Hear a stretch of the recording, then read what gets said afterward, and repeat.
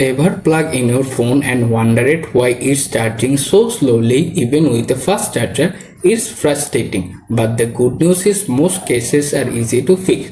In this video, I walk you through simple Android solution that can help restore fast charging without complicated settings or technical experience. So let's jump right in. First thing first, begin by opening the settings page on your phone. Once you are in the main settings menu, scroll down a little. Here you can find the battery option, tap to open it. Once you are in the battery page, scroll down a little, look for the charging settings option, tap on it.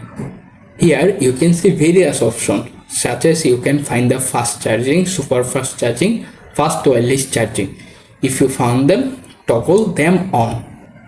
After it's enabled, you can try to plug in your phone and check it. This time it worked properly. However, you can follow this step, but your problem not be solved, and still you can this time contact a Samsung service center to solve this issue. I hope this video helps solve your fast charging problem. If it did, please like, subscribe and turn on notification for more easy Android tips. Thanks for watching. Bye, take care.